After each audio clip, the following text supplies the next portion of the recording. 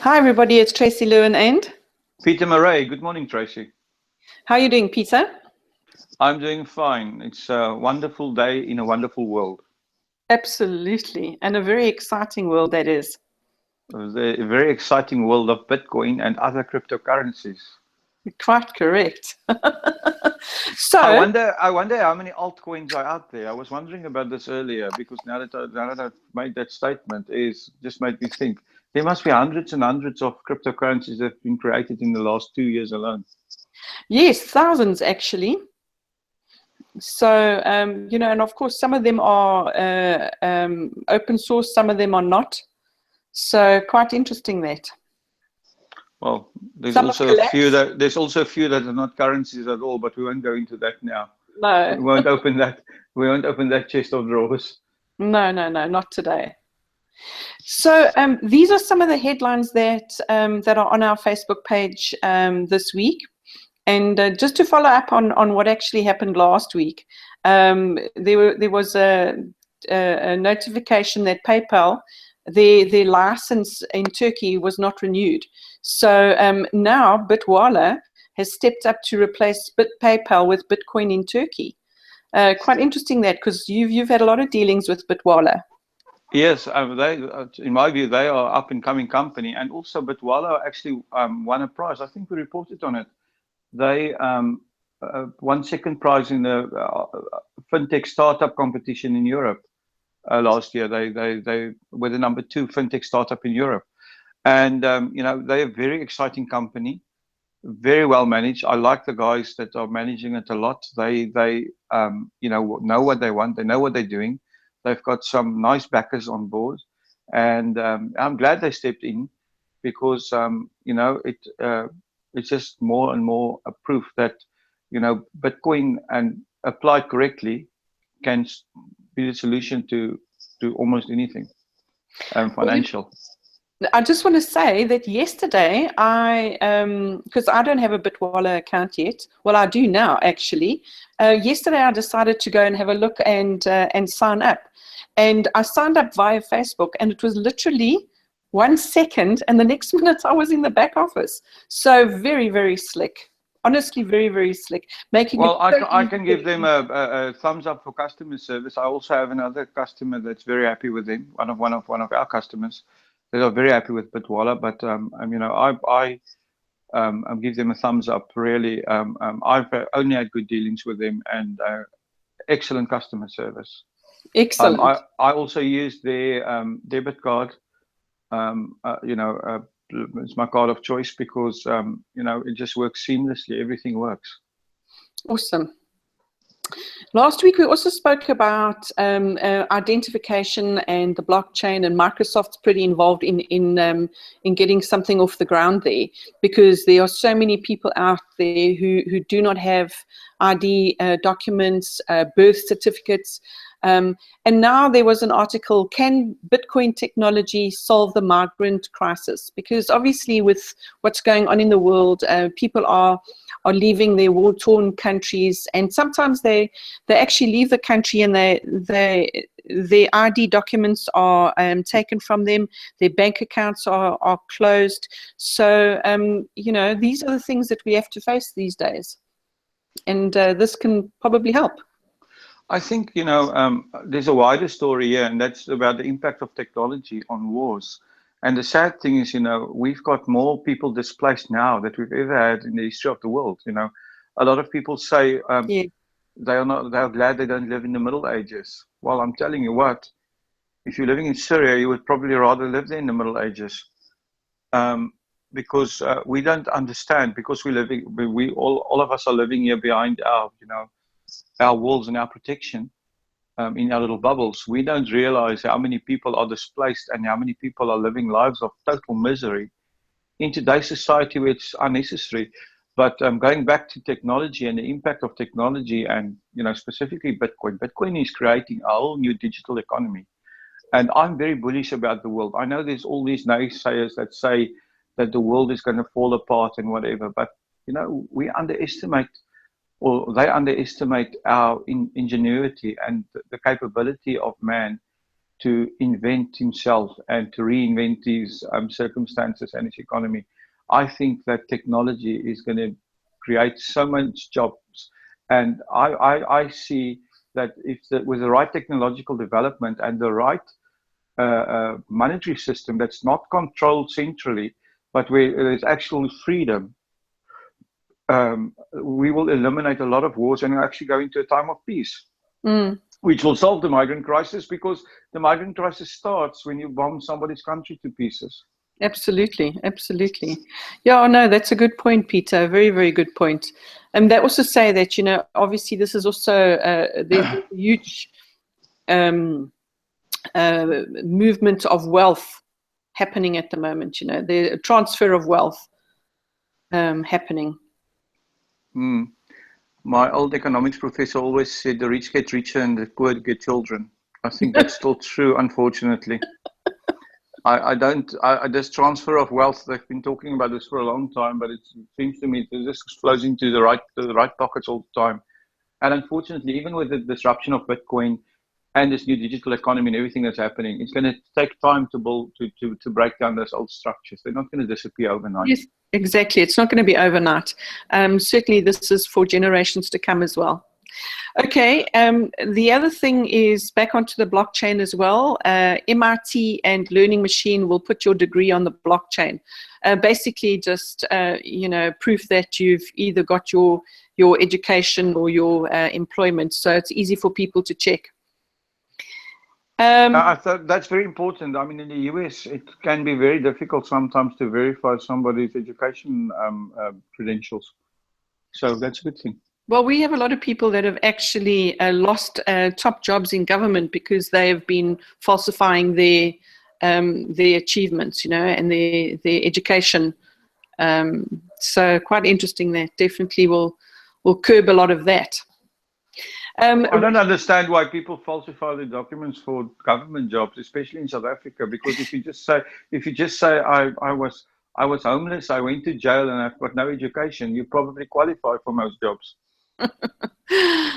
Okay, well, now we're talking about Russia. Digital currency still on the agenda at Russian central bank.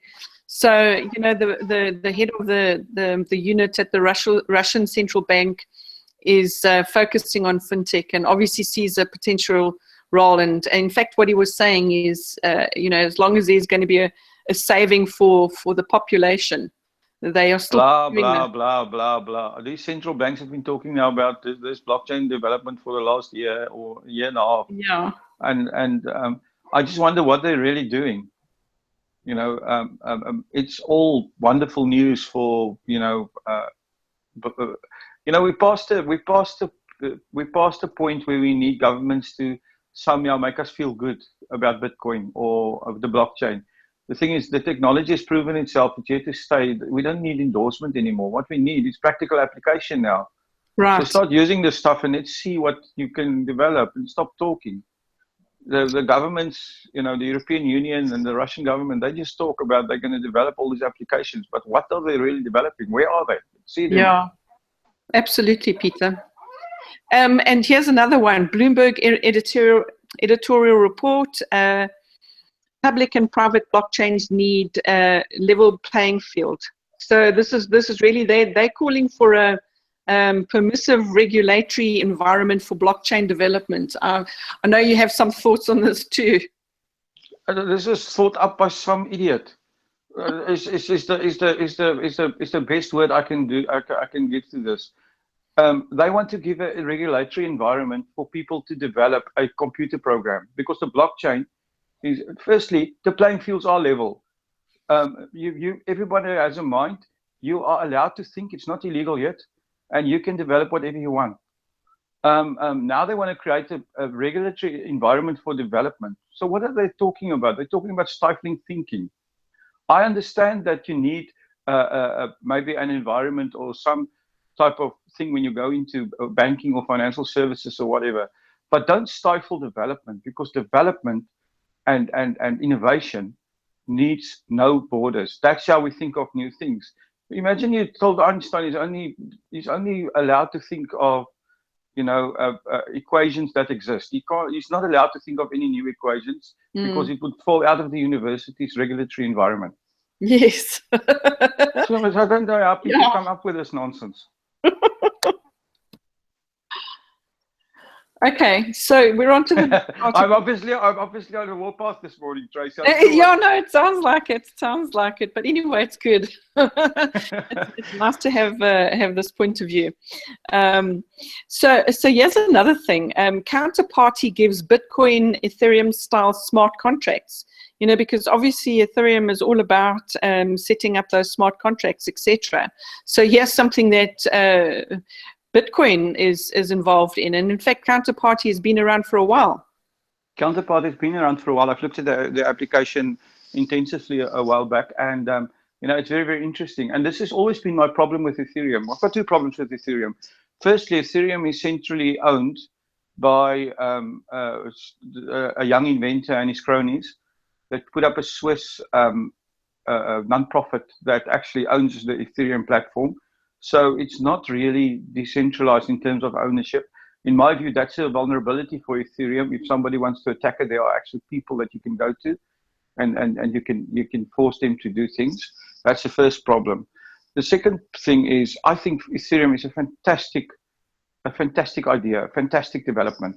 The idea of building a program language into the blockchain or a blockchain is really revolutionary, and I take my hats off to the guys for thinking about that. That I do applaud them for, and you've already seen that Ethereum, because of the widespread applications and the things you can do with it, that that's a lot harder to do on the Bitcoin blockchain. That's why the Ethereum movement has grown and Ethereum has gone up in value. But the problem is now for Ethereum is that people can actually start building those same types of, and I've said from the beginning this is going to happen, is that people will start building applications on top of the Bitcoin blockchain because it's totally decentralized. Nobody owns it. And, it is the proven payment system. It is the top cryptocurrency. Bitcoin, the market cap of Bitcoin exceeds all the other cryptocurrencies combined. So, and now with this, and this is only the start. There's many, I see you can now do everything that you can now create cryptocurrencies on the Bitcoin blockchain, your own cryptocurrencies. You can create decentralized organizations of the voting systems. Anything you can do on Ethereum, you can now do on blockchain, on the Bitcoin blockchain as well, by using Counterparty. And I'm sure there's new development and stuff happening already. Yeah, so, exactly. That we just don't know. I just think it would be much more. We'll have much faster development if people stop trying to develop new blockchains all the time. Instead, focus on what's working, and focus and develop on the actual Bitcoin blockchain, because that is going to speed up the process, speed up all the processes. But you know what? The market is talking, and it's showing us that Bitcoin is the way to go. That's. I think Ethereum there's a bump in the road for them because other people can copy what they're doing. Yes, exactly. Now that was excellent, Peter. Okay, so Coinbase and ARK Invest report. They've done a report on talking about whether Bitcoin is a new kind of asset class. So they actually say here, we realize this is a bigger story than comparing Bitcoin and gold. This is about Bitcoin and cryptocurrencies maturing into their own asset class. I just wanted to say there's a difference between saying cryptocurrency is an asset class and Bitcoin is an asset class, and I will explain to you why. Firstly, cryptocurrencies is a new asset class in its own right. But within cryptocurrencies, I think Bitcoin is a unique asset class. In actual fact, Bitcoin, in terms of, if we can say, like the US government have decided that Bitcoin is a commodity. So let's look quickly at the features of that commodity.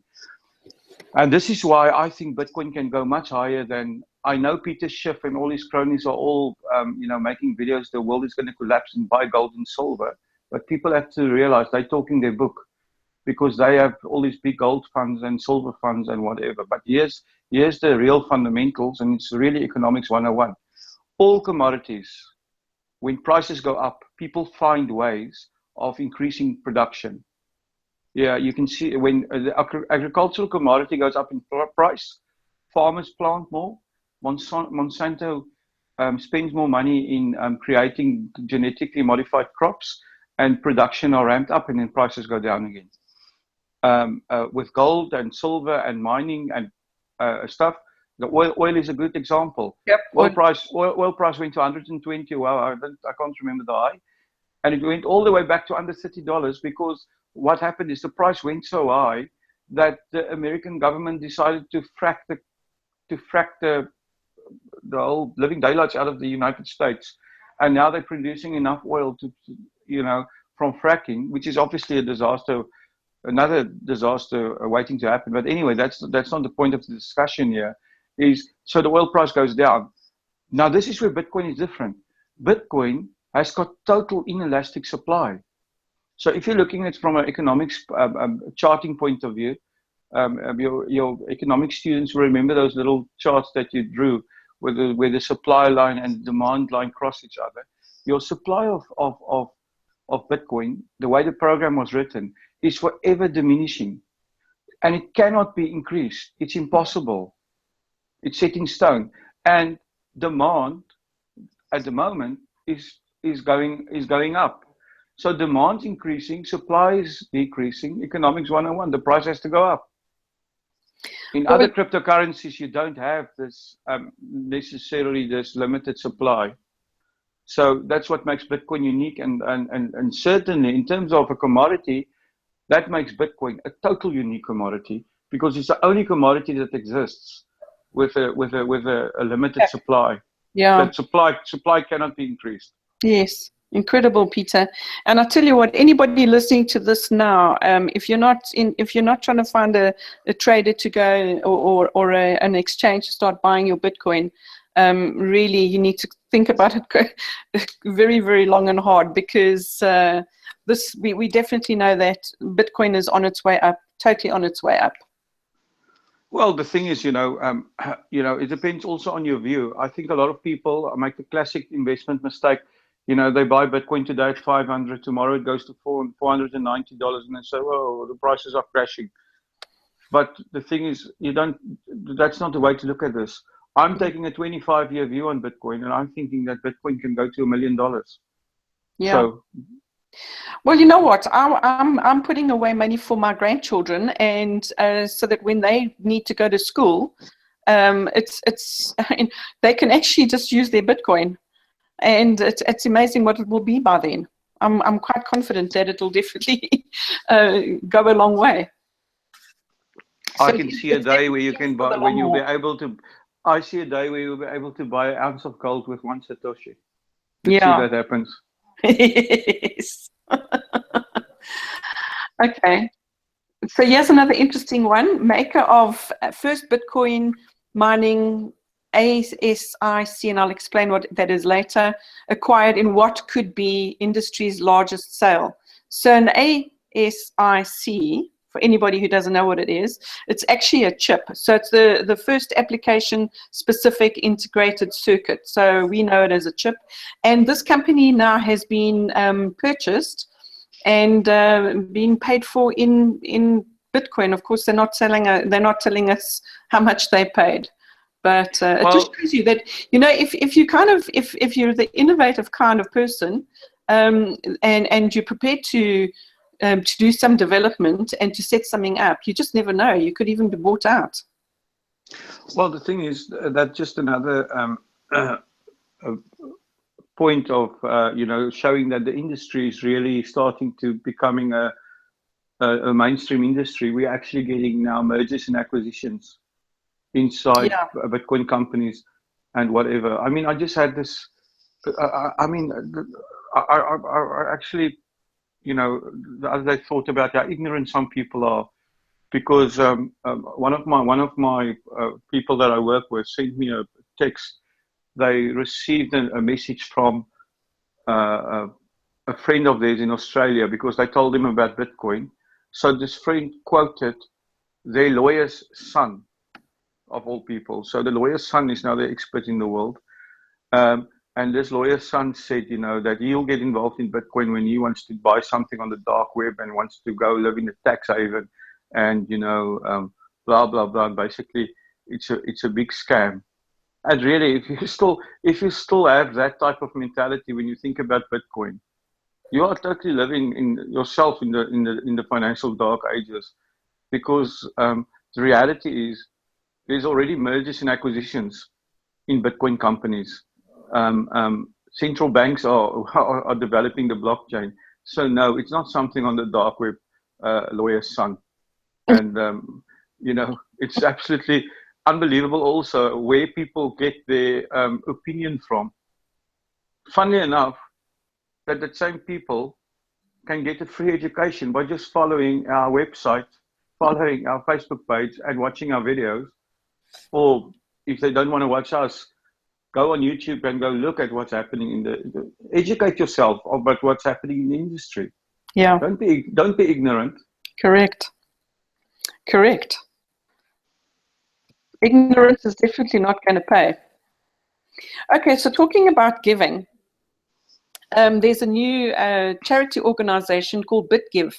Charity 2.0 platform will revolutionize philanthropy.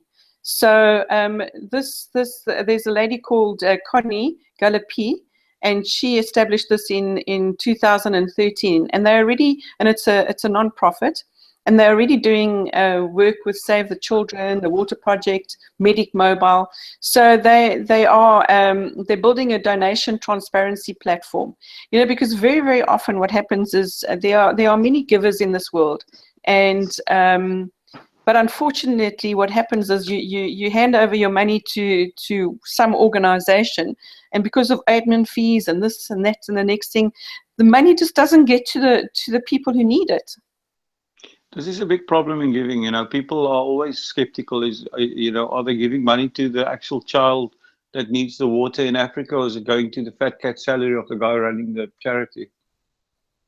Yeah. So this is going to help to cut through that. Well, hopefully, it's more transparent, and you know, if they're running it through the blockchain and stuff like that, they can actually create a total transparent system. I will actually look into maybe it's something we can investigate further. It would be interesting to look at, you know, how Bitcoin is transforming charity and giving and, you know, non-profit organizations, because we talk so much about business and stuff like that. It might be good to look a little bit more at the social aspect and, you know, all the things that, you know, we can improve by using this technology. Yes, exactly. Well, you know, we always talk about not enough women being involved in Bitcoin, but there are definitely a lot of shining stars that are showing their brightness and getting involved, totally getting involved. And here, FinTech Australia appoints a new CEO, and her name is Daniela Tsetso, and she's actually what she wants to do is make sure that Australia is one of the leading markets for fintech innovation and investment. So it's quite exciting to see this. It's amazing. At least it's a woman getting involved, and maybe they should go talk to the lawyer's daughter. Maybe she would be more receptive than the lawyer's son. Talking about that, Tracy, is I mean, you guys have that show, Women in Bitcoin. What are you feeling about, you know, you've been running it now for a while, and do you have a feeling that more and more women are getting involved in Bitcoin, or is it still a struggle? Well, it still seems to be a little bit of a struggle, but I think also what's happening, it could be there are a lot of women that are involved and buying Bitcoin. I mean, we actually had a chat to one of the traders this week, and he said that it was quite interesting that women were getting involved, but in a lot of instances it could be in more of a network marketing business that they're wanting to buy into. So women are getting out there, and they are definitely getting involved, but you know, it's further than that. So what we're trying to do on that show is really just also encourage a lot of women to get involved. So it's also, there's a lot of mindset stuff that we talk about as well, which is quite different, you know. So it's a bit of touchy-feely stuff as well, and about some relevant stuff that's happening around Bitcoin that women should know about. So we know that we are going to reach more and more women, but they definitely are involved. They might just be a little bit undercover. Well, you guys are doing a fantastic job, and at least, you know, if you're a woman and you want to know about Bitcoin, follow the Women in Bitcoin show. Actually, I watch it every week, and I'm not even a woman. Well, we want guys to watch it too, because we, you know, at the end of the day, you know, we love our men, so we want you involved too. But really, it's Bitcoin can empower so many people. And so many women, because obviously women have also got unique situations. You know, they are caregivers, or, you know, homemakers, and maybe not earning as much as men, and there's a whole lot of things attached to that. So yeah, Bitcoin can give you wings, and it's totally liberating. Okay, now back onto the blockchain. Financial industry cannot use dApps without the open blockchain. So this is really about decentralized applications that are becoming the norm in the world of blockchain technology. But they're saying here, you know, you just can't. Obviously, there are private blockchains. Sorry, there are centralized blockchains and decentralized open source blockchain. Obviously, the blockchain behind. You know what? And it's just not going to work. It's not going to work. The same thing happened with the internet. When the internet was starting, every company developed their own intranet. Yes. And they tried to keep the internet in-house. How many of those intranets exist today? Absolutely none, because your collective power of everybody working together in a decentralized network is just so much more powerful. So yeah, the banks can build little applications that they can use to enhance some efficiencies, but it's exactly the same as the old intranet story. It's going to exist for a while, and then the guys are, once everybody starts using it, it's going to become like the internet. The blockchain is going to be switched on everywhere all the time. And, exactly. And everything is going to run on there, and you'll see less and less private development, because it just doesn't make sense. At the end of the day, this is all about cost cutting, and you know, everybody out there does want to cut costs. So I'm sure that it's going to be going that direction anyway. You know, obviously, you know, it's amazing that people always have to try their own way first. Well, they want control. Yeah. But, you know, especially when it comes to money, everybody wants to control the money. Yes. And here's another one about obviously the blockchain again. Lots of blockchain today. Media Chain is building the Shazam of online media content. So really, it's a protocol that just lets anyone register, identify, and track creative works online. Because, you know, we know that there's this is what happens, you know, with the internet. People are just using images, or taking music, or downloading movies, or whatever it is. So they want to have a little bit of control. Absolutely. Well, that's interesting. You know, I remember when the Shazam app came out, we used to play with it all the time. You could hold it up next to a speaker, and then it would tell you which song is playing. So, you know, it's interesting that the entertainment industry and the whole digital copyright industry is going to really, you know, use the blockchain to very good effect. So we'll see. They lost a huge amount of money. I mean, a huge amount of revenue, artists, you know, and actors and whatever, movie makers. So well, because people use their content without paying them. So maybe this can create some kind of a solution for them. We'll see what happens. Okay, so now we're in Switzerland, your neck of the woods. Bitcoin developers meet in Zürich for high stakes code review. So it's just really a group of contributors to the open source Bitcoin core development project. So it happened. They're trying to get consensus on where, you know, Bitcoin is going to be developed to and stuff like that. So hopefully they, you know, they get to a point where they, you know, add some value. Absolutely.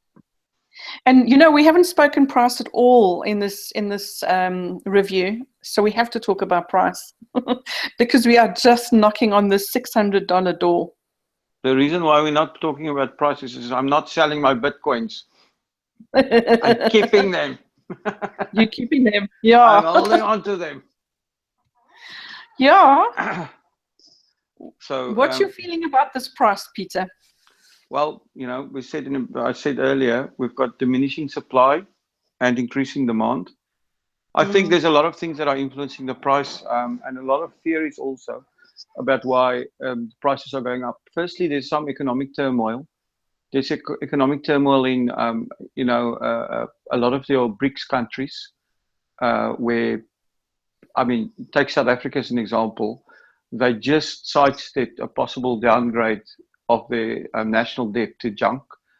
And I think there's a very big possibility if they don't make severe structural changes to the South African economy, that I don't see happening, that the debt will be downgraded to junk status in December, which will mean the South African rand will tank. And this story goes through other developing world. It goes to Russia, it goes to China, it goes to Brazil, all those countries. And China is a big one. A lot of people are saying Chinese buying is one of the things that are fueling Bitcoin. And I can understand why people in China would buy a digital asset. Firstly, they can move around with it. And also, you know, it's an asset that maintains value. So possible Chinese buying, if there's more turmoil in the Chinese economy, that is going to, you know, push up the price. You know, there's not even enough Bitcoins for every Chinese to own one. Yeah, amazing. I mean, so the price can really skyrocket. And then there's this whole uncertainty about the halving. Yes. And we've already seen that a lot of your Bitcoin miners are coming out and saying, "Go guys, if the prices are staying here, we are going to go out of business."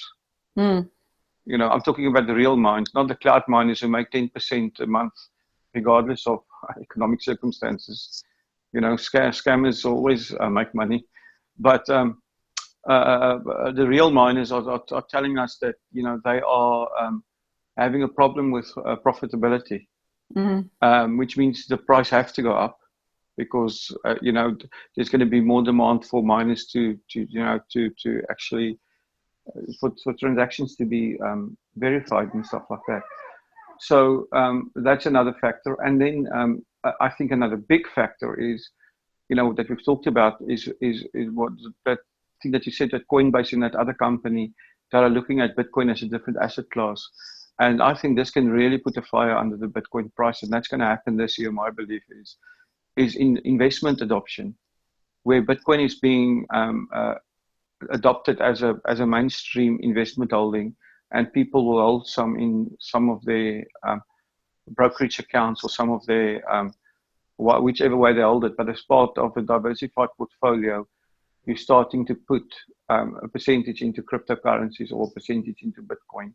That is really going to, you know, put a fire under the price. So that is why we are seeing these price increases.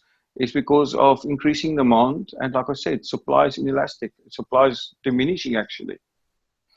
Well, it's incredible how the demand is going up. I mean, we get contacted all the time about getting, wanting to buy Bitcoin and get involved. So it's just really, really exploding. I mean, all of a sudden, the last 6 months that we've been doing this, Peter, I mean, things have changed dramatically. I mean, this is such an exciting, dynamic business to be in.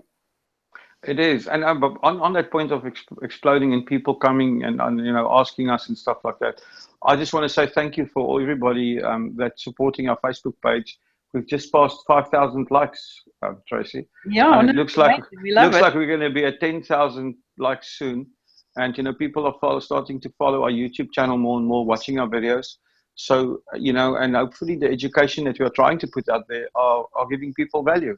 And it's very easy. You go to our Facebook page, you click. There's a little button there called like. You click that, and you will get all the information we send out on Facebook onto your Facebook news feed. And you go to our YouTube channel and you click that little red button that says subscribe, and you will get notified when we create a new video. and you'll get a free Bitcoin education. And the great thing is we don't charge anything to do this. We do this as a service because we want to support and grow this industry. Absolutely. And also regarding all the creatives, all the images that are out there, you're more than welcome to share them and to use them, because we're not talking about any one particular business. We're talking about Bitcoin. And guess what? My tea leaves this morning told me that I will be smiling very broadly when the Bitcoin price goes up.